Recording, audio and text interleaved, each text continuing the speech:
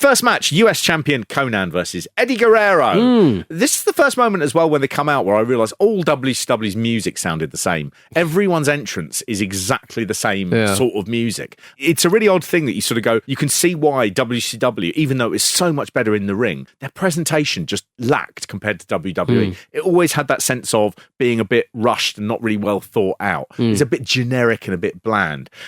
Lovely to see Eddie Guerrero. Yeah. You do forget because you're used to seeing Eddie. But when you saw him in WCW for the first few years, you were like, this guy is very ratty. He's sort of like, I think one point they say he represents the youth of America because he probably was quite a young man. But he looks like a 50-year-old man who sells cigarettes on the back of his car. He does. Hey kids, you want some cigarettes? He's always had a look about him, Eddie Guerrero. And I don't mean this in a he's Mexican way. Yeah. He's always had a look about him that he was like not quite on the level.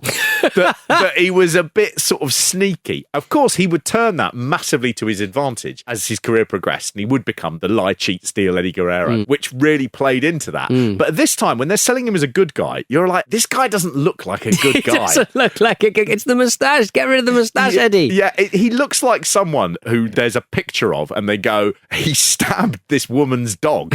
She was just walking through the neighbourhood. He came over. He was saying, "Hey, mammy," a lot, and then he stabbed the dog. Just an odd-looking guy. Konnan, at this point, was the biggest star in Mexico. He was at Hulk Hogan levels. Okay. And so WCW knew he was a huge star. They thought that by bringing him in and giving him a secondary title, there would be a sense of bringing over some of those lucha fans, some of the South American fans, and a lot of the Mexican diaspora who lived in the US at the time. They never, ever really quite pulled the trigger on having a big homegrown Mexican star.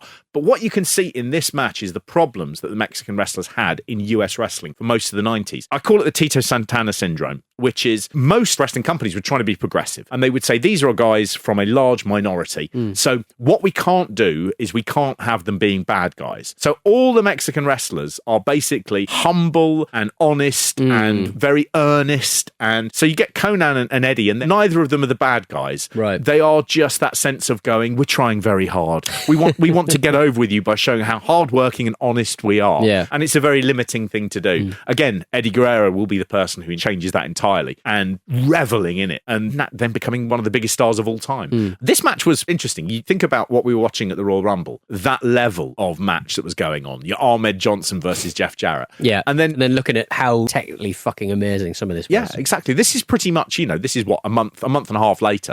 And over in WCW, they are having proper, long, decent matches that could be main events anywhere in the world. It's an opening match. That's not necessarily a bad thing. I know they're on first, but they are setting up the pace for the rest of the show. They are trying to get the crowd hot, and if they can do that, then the rest of the show will fly. But it didn't work, unfortunately. The other thing is the crowd here are dead, and they are dead throughout all the stuff that's good, and then the stuff that's really bad they are into, which is infuriating. Well, I think, again, the commentary team for the folks back home, certainly me, too many funny guys in the commentary, and they're talking about fucking Mrs. Guerrero's chili, and, just three people sort of bickering, and no one's really taking any of it seriously when there were fucking amazing spots in there. Entirely, and they could have really sold this match as a classic. One of those things that commentary is only really important when it's done very well or very badly. And so this match is harmed by the commentary.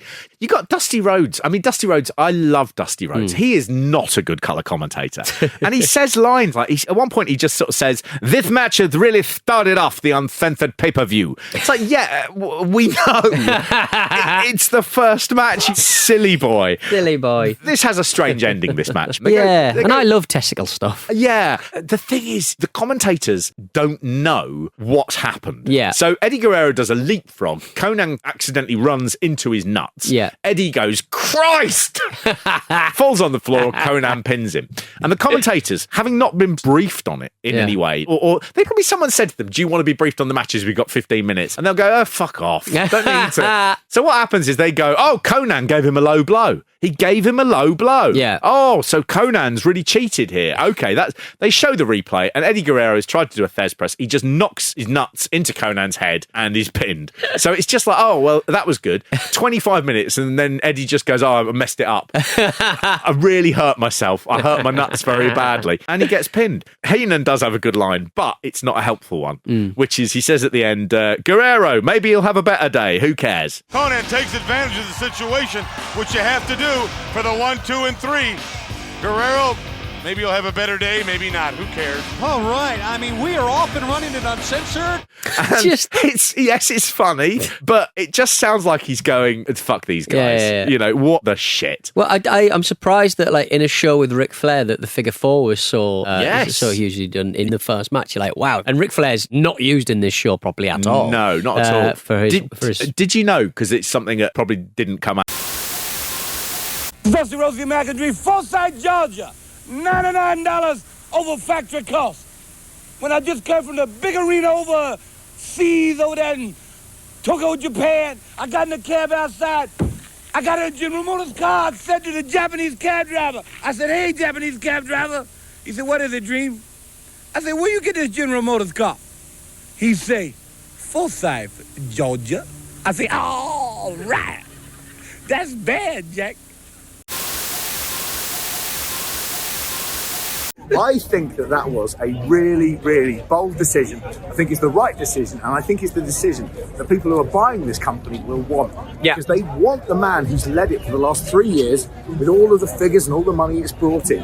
They will want him to be in place when they do this. So they don't want new. No, they don't want untested. They don't want something that might not happen 3 years from now. They don't want. I tell you what, yes, does it hurt Cody Rhodes? Yeah, quite badly. Yeah.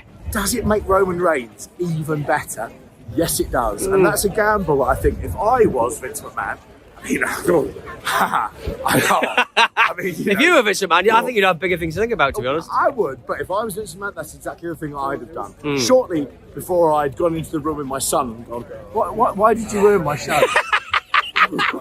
Why did you ruin my show? Why didn't you just be able to not, like, break your knee?